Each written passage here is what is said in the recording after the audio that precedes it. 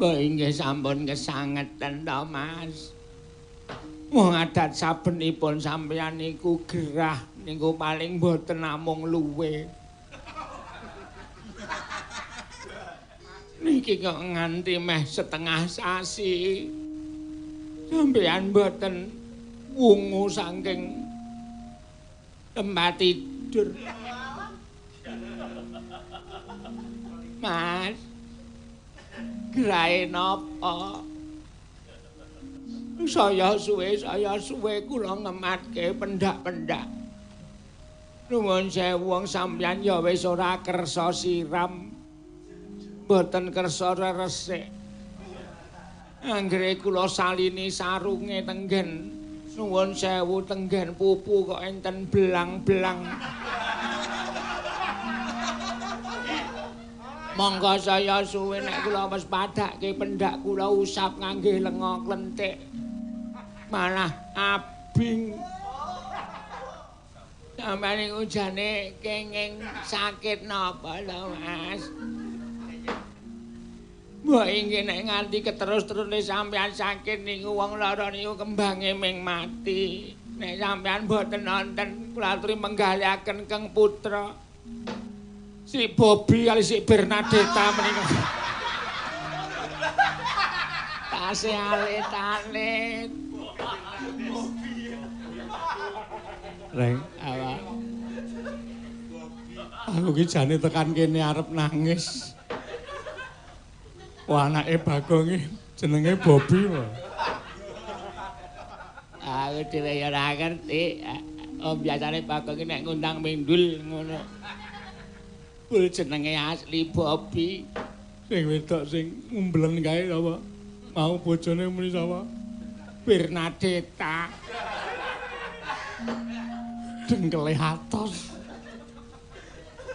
Aku ora ngerti biyen jenenge tak kethake. Omong anake Bagong kok jenenge le dhuwur men. Awangen ta, Tru. Kae lho sirahe Bagong ditaleni pentil pirang-pirang kae. Kae gek kena ngapa sirahe? Lah wong ora gelem omongan kok.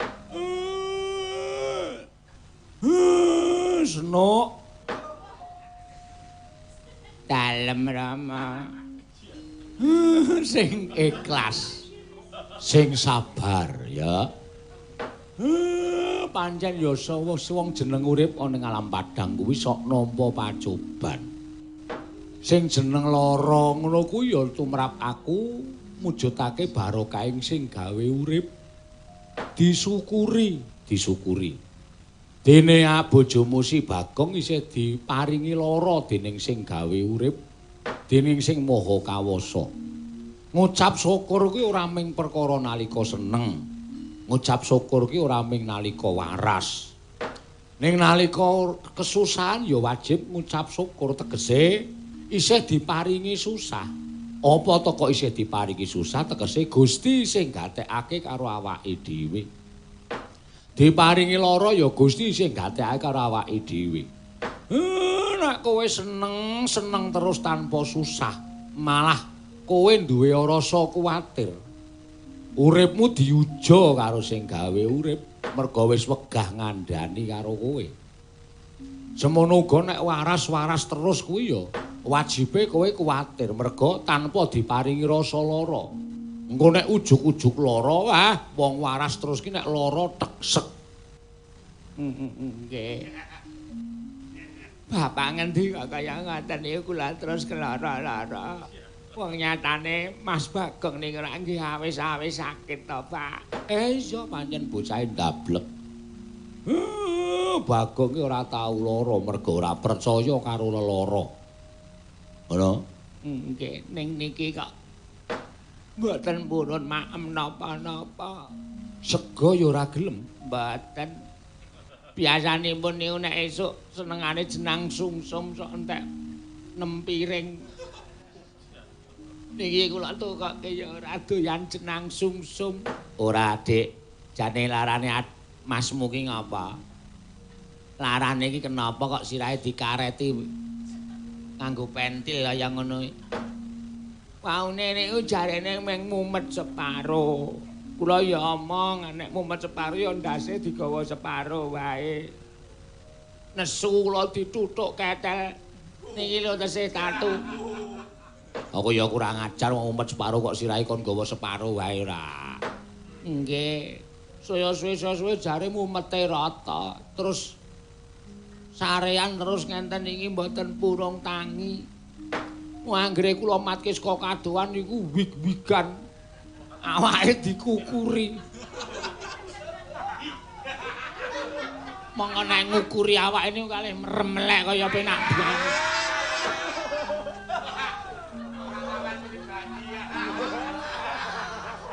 Saya nek esuk kula tangi turu terus adus niku Mas Bagong niku sirahe ditaleni pentil kali tangane mlebu teng sarung karo ngoten niku.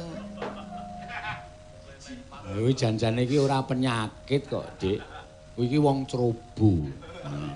Wong Bagong iki ora tau adus, ora tau ganti, ayo wis penyakite kulit werna-werna. Ngenten niku dikukuri. Terus sok-sok omong kali kula niki. No.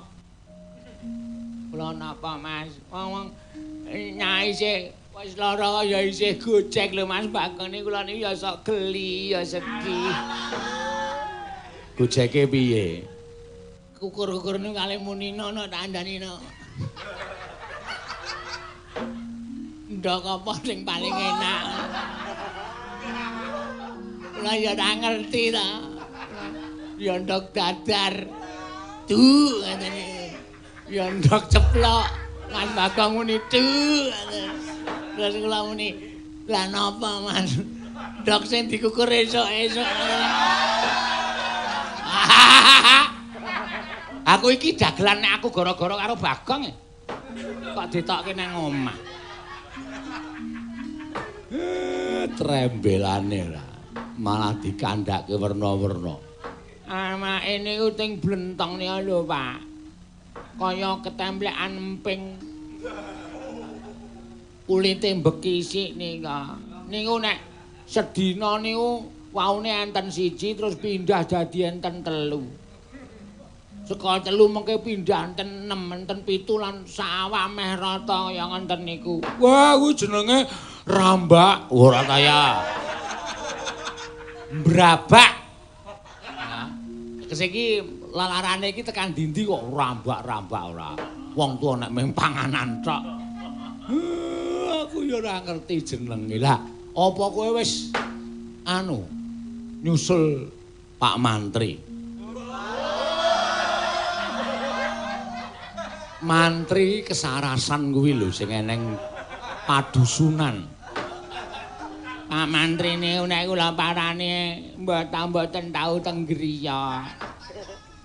Duka jare teng pundi kula ora ngerti. Jarine nek tetek teng cedhak pabrik kotang riyane kaya. Ning wis ketemu, Sampun. wis diperiksa. Mpun dikeki salep. Oh. Lah terus Salep niku kula singgahke teng dapur. dapure Kula nek omong sampeyan ampun nesu lho.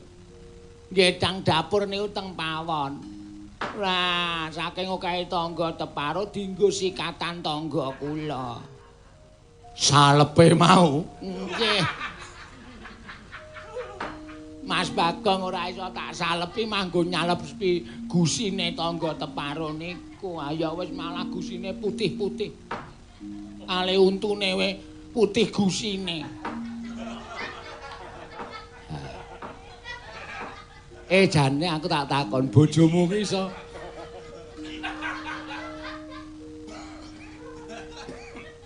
Bapak Gerah ora. Aku tak takon karo kowe bojomu ki jek iso jak omongan ora.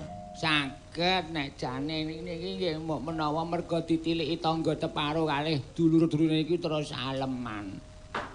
Weh, ayo coba kowe semingkir sik, aku tak omongan karo bojomu. Nek wong tuwa omong ora diwangsuli malah tak undangke Yama Dipati mesti jiabut nyawan. Ampun kaya ngaten Pak nek ngendika niku kula niku nek perkara kelangan Mas Bagong kuwi mboten napa-napa. Ning sing ngopeni Bobi niku sinten. Wong nyanyi bocah niku saya gedhe, saya pinter, saya sik Bernadette menika jan. Jane biyen sik jenenge sapa? Ning jenenge Mas Bagong ning mboten entuk konangan kalih kakang-kakangne mengke ndak diece ming anak Bagong kok jenenge werna-werna ngancen niku. Coba kowe mundur sik. Aku tak guneman karo Bagong. Oleh. Bagong aku sing teka karo kakangmu Gareng karo kakangmu Petruk. Wis omongan ora Oleh.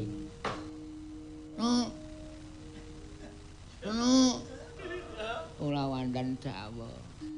Nek kira-kira dayae ora nggo apa-apa kon minggatno.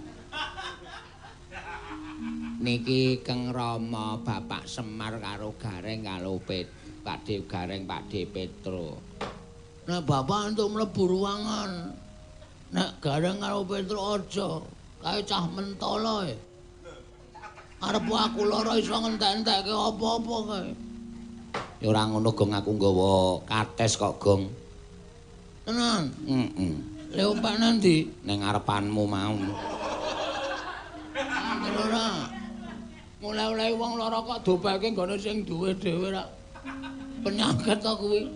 Ya sing penting bahane kowe menek dhewe ra aku sing menekke ngono lho men kowe iki kepenak le mangan. Bagong. Dalem, Pak. Kowe iki lara apa? Aku ora iso ngrasake awakku, Pak. Aku titip senuk ya, Pak. Bagong. Sing apik nek omong. Ora sok titip-titip kaya ngono kuwi. Kowe iki iso omong kok senengane titip sing ora-ora. Aku wis ora kuat ngrasake sirahku iki, Pak. Rasane cekot. Senut. Lara tenan, Pak. Lah maune kowe mangan apa? Aku ya mangan sing wis mateng-mateng kuwi. Sing mentah tak tekke senuk ya, Nok. Nggih. Aku sing mateng-mateng kuwi wae. Lah terus apa wis ditambani? Wis dituntun undangke Pak Mantri ning ora nggawa sotek. Aku mung dikai salep. Awakmu kok ting gruweng kaya ngono kuwi? Aku dhewe ora ngerti kok, Pak. Iki maune mung mlentring cilik. Tak kukur pecah banyu, jebol banyune iki nek tiba ning awak sing waras dadi mbrabak. Lara tenan, Pak. Kok jare sok tok kukur. Dek mbiyen dek urung nyanyah.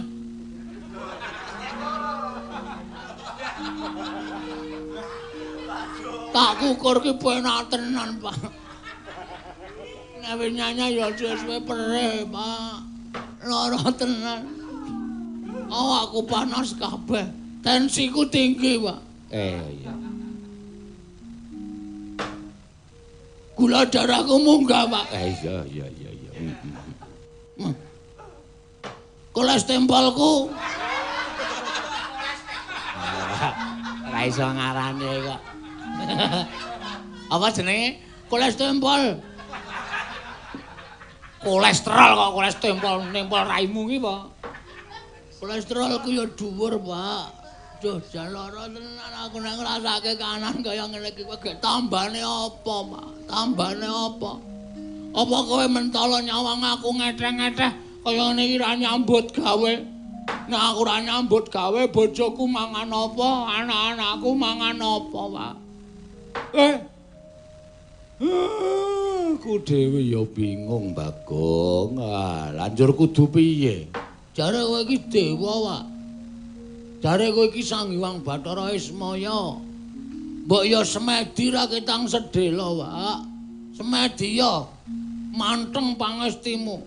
Nek nganti aku ki cilik ora iso mari gedhe, nganti aku ki almarhumah. Almarhum tok ora almarhumah. Almarhumah ki wedok. Soale aku lho dikuburan wedok. Oh iya, wis ngeyel ora. Almarhumah Sapa sing ngopeni anakku?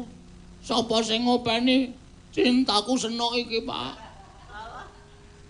Kowe mentala, Pak. Terus kancane Gareng sapa? Kancane Petrus sapa nek gara-gara? Apakah hanya sampai sekian cerita dari kesuperheroan Ketua Pemuda Karang Kedempel, Pak? Apa kowe mentala, Pak? Kanan kaya ngene iki aku tutulono, Pak. Omongane ora cetha.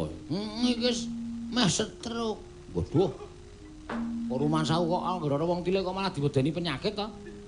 Penyakit iki ming awake ting blentong kaya ngono kok nganti tekan stroke barang. Kula nyuwun dipun tulungi, Bapak. Kula ingkang putra mantu pun senuk nyuwun supados Mas Bagong menika dipun paringi saras, Pak. Jarene Bagong iki iso waluya nirmala temah jati temah mulya. Yen to sarandunging awak kuwi dileleti utawa borehi nganggo kuwi ya kuwi tlutuh kajeng seta. Tlutuh kajeng seta. Tlutuh kajeng seta. Kuwi apa, Pak? Aku dhewe ora ngerti.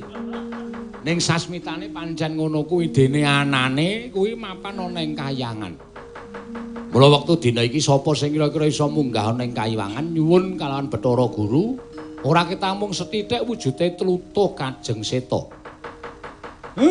Iso dadi srana nggone Bagong kuwi waras wiris bali kaya wingi uni. Nala Gareng, waduh le tekan kahyangan iki lho Pak le munggah anda ranting iki lho. Aku iki kangelan mbah sikilku becik tanganku cekot. Nek munggah anda biasa wae benake sound sisteme aku biasa, Pak. Munggah anda ranting iki ya dhuwur tenane. Ya aja aku ambek Petro pas apa? Petro kowe mangkat to. Aku sing diperkara karo Bathara Indra, Pak. Perkara apa? Pokoke ana masalah sing aku ki ra iso tekan kono. Mula nuwun ngapura nek aku kon munggahane kayangan paripaksa aku ora iso. Apa mistu dawuhe bapak? Lanjur sapa sing arep munggah ning kayangan? Bagong, jamune wis ketemu tambane wis ketemu ning ora ana sing wani munggah ning kayangan. Wis nek ora sada munggah ning kayangan wae, Treng, Truk. Wis aku nengno wae. Wis aku ben batang nang kene, Mas. Ampun ngendi kayangan, Mas? Meneng ana keplak sirahmu. Iki perkara aku karo kakang-kakangku. Gareng Petruk Bagong bola-balik Gareng Petruk tok Bagong ora. Bola-balik anggere ana perkara, bola-balik anggere ana masalah, aku mesti mbantu lho. Ning kowe kok ngono karo aku. Kowe ngaku aku adi lho, Rek. Kowe ngaku aku ki adi lho, Truk. Ning bareng adine ngatang-atang kaya ngono kowe mung dijaluki tulung kaya golek tamba wae kowe ra gelem. Oke, ra masalah. Saiki ketok njaba jeromut, kedung jero iso dijajaki, ati meneh menungsa sapa sing ngerti. Nah, nek omongan iki tangi ndak idune kelek kabeh. Aku saiki weruh gedhoamu. Aku saiki weruh lambe atimu. Nek kowe tekan kene iki niate mung ngardo nangisi aku ning ora budidaya supaya aku waras. Mau rasah rene ra apa-apa. Aku ora butuh tok tangisi ra masalah. Sing tak butuhke iki wong-wong sing peduli karo aku, sing iso goleke tamba karo aku. Nek mung ngurun nangis wis jagat iki wis akeh banget tak omong. Angger teko ketok nangis. Engko balik raine wis cengengesan. Ngono kuwi pirang-pirang wong sipate kaya ngono kuwi. Mula nek pancen ora ana sing kira-kira budal ning kayangan golek apa mau Tlutuh kajeng seta. Ketoke kowe gawe-gawe, Pak. Ora. Iki tenan. Iki sasmita sing tak tampa tenan. Tlutuh kajeng seta. Tlutuh ki minyak, kajeng ki kayu, seta. Ngomong minyak kayu putih.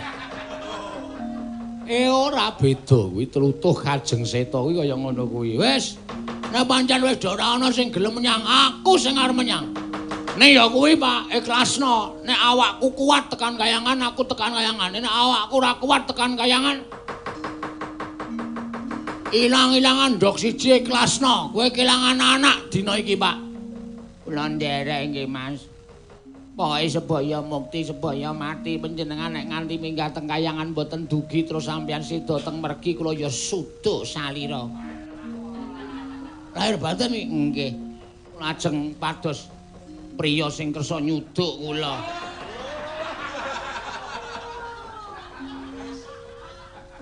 Wong wedok krocok bendho kowe. Ame ngarep nglaluke dadak nganggothake sapa-sapa. Penyakit ora. Karepe dhewe.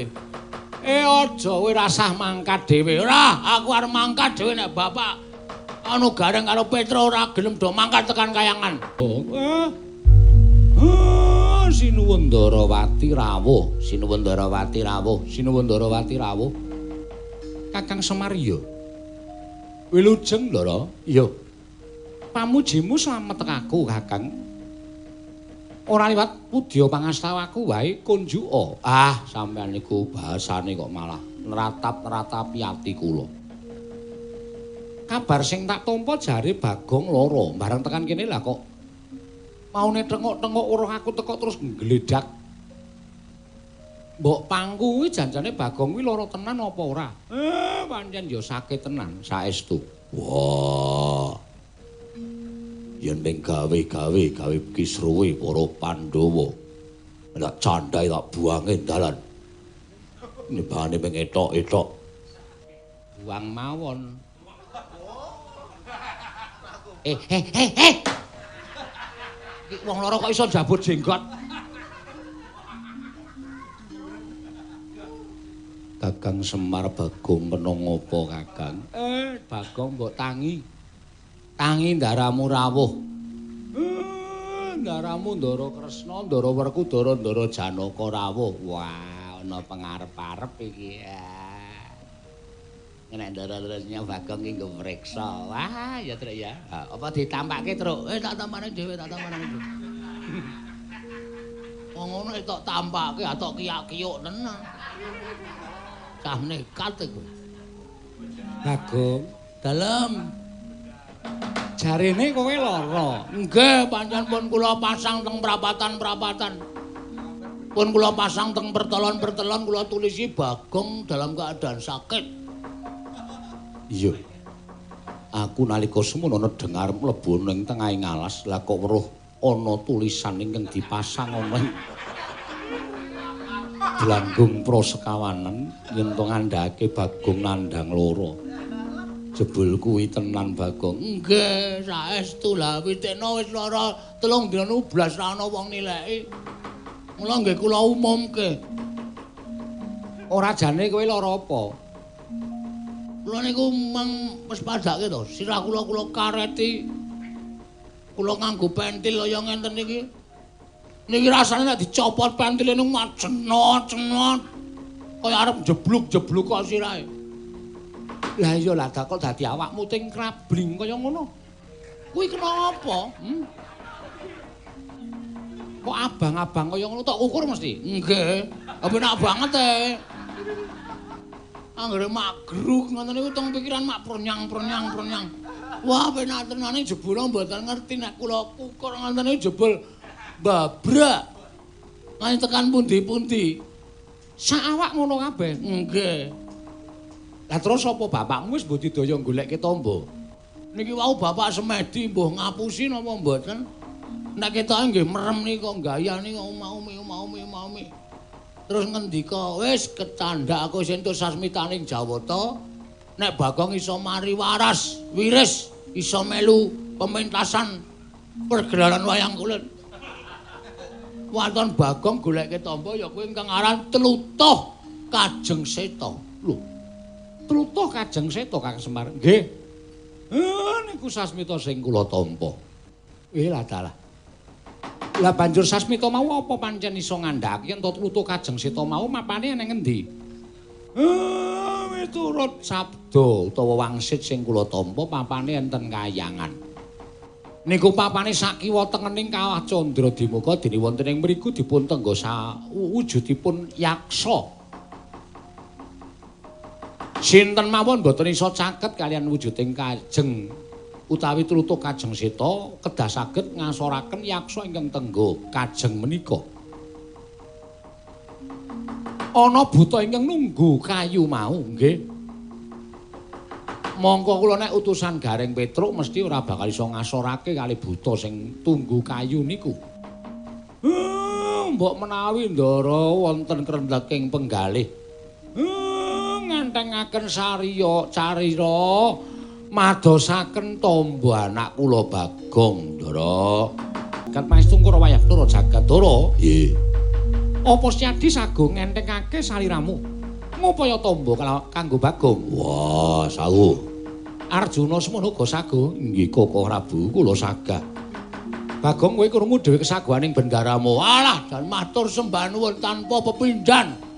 Dene ndara-ndara kula ndara werku ndara-ndara Janaka ingkang sampun sagah madosaken kula jampi mboten kaya kakang-kakang kula. Namun ora ndek beras wae mara tenggen kula. Namun ora ndek probaya mara tenggen kula. Nek dijaluki tulung medoting cengenges. Sajake do seneng nek kula niku tekaning pati sajake do gumbira atine. Ya ora ngono lho. Rasa omongan. Amut ndasmu. Awong cangkeme we lara ngono kok kanggo ngem. Nek meng ndase gareng wis cukup. Wis mangsane ora sapenake dhewe ora. Matur nuwun karo ndara-ndaramu. Matur sembah sewu nuwun nggih sinuwun. Ya Bagong ora dadi ngopo. Kula entosi sampeyan teng griya kula niki nek pancen ajeng madoske tamba kula ampun lali lho. Tlutuh Kajeng Seta. Ampun diwalik Seta Kajeng Tlutuh. Mengke ndak ora ketemu Tlutuh Kajeng Seta. Iya. Werkudara eling-elingen. Yo. Tlutuh Seta Kajeng. Lah kuwi. Tlutuh Kajeng Seta. Yo, Tlutuh Kajeng Seta. Ndara Janaka ampun kesupen nggih. Nek sampeyan iso ngasorake buta sing lekandha bapak tunggu kayu niku sampeyan iso nggawa Tlutuh niku kula saged waluya nirmala temajati, jati temamulya. Dina iki aku njaluk pamit Semar, njaluk pangestu. Ngatos-atos Kakang Semar, aku njaluk pangestu. Ngatos-atos Kakang Semar aku tak njampangi lakune adhiku sakloro. Nah, kula pasrahke bab katentreman tuwin kesarasaning Bagong nggih, Ndara. Ngandalke kowe-kowe ora rampung, Pak, ora arep mari aku. Aku begitu Ndara Werkudara Janaka saguh goleki Tlutuh Kajeng Seta mau. Rasane awake kaya waras, ya mung kulitku siting clekit. Ha ya engko. Nek wis dileleti kuwi bakale mari, Gong. Apa sementara dinahi minyak rem bae.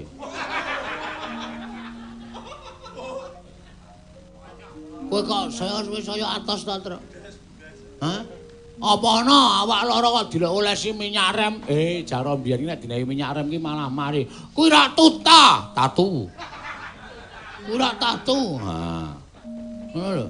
Nek tatu iso mari. Ha iki apa mbuh kaya nek dinengke nek kena keringat kali lho, Truk? Rasane mak cekik-cekik wah. Kuwi dikukur penak banget.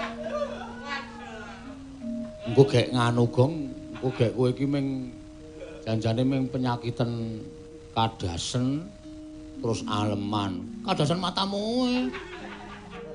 Aku ki wong resikane. Arep aku ora tau adus, ning aku kerep sabunan. Lho. Ora kudune adus. Oh iya, Deng. Maksudku arep aku ora tau sabunan, ning aku kerep adus. Aku walik. Wah, kowe iki lara kowe iso gawe bungah, Bapak.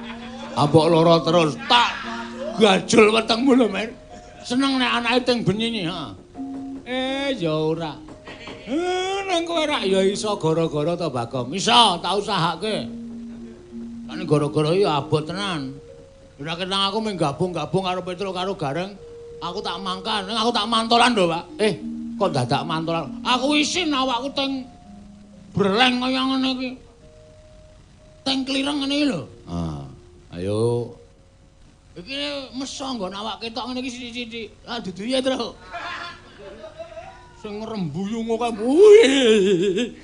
Aku mbayangke kowe gila, Tru. Aku mula nek lungguh nek seneng nang aspal to. Heeh. Nganggere bokongku tak obahe kaya dikukurke lho, krung-krung. Penak. Berarti kowe nek esuk sore-sore jam 3 sok tengok-tengok nang aspal gayane udut-udutan kae ngukurke kuwi to. Heeh. Kena anget iki mak cekik-cekik wah. Asli, nek ora percaya takono Keswan sing wis tau.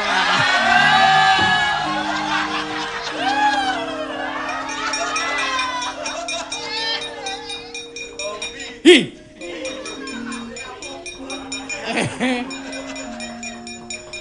Wis. Kok ketularan dhewe apa ya aku Wis tau nganggo sandangane apa urung? Urung yakin jujur aku nganggo sandangane dhewe. Nek wis nganggo muga kuwi ketularan iso liwat keringet. Aja. Iso liwat keringet to? Iso. Wah. Perlu didelok, Tru. Heeh. Kanggre bojone Keswan wis wig-wigan aku iki. Le timpoh wis ora betah wis ngenang-ngenang. Wis ayo padha netepi kewajiban karo ndongake ndaramu men entuk kasembadan. Entuk asil. Nggone nggayuh ya kuwi tlutuh kayu putih. Nah, konangan wae. Tlutuh ya kuwi Kajeng Seta. Ya wis muga-muga ndang entuk gawe aku ndang waras ya Pak. Nggih. Arjuna luntur maring Adawu. Ora ana ilange kowe mbebantu karo Si Bagong lan Panakawan. Jernyatane Panakawan kuwi wis gedhe lelabuhe tumraping para Pandhawa. Ngelingana duk nalika Pandhawa isih timur, Pandhawa isih jejaka nganti tekan saiki ora nate pisah kalian para Panakawan.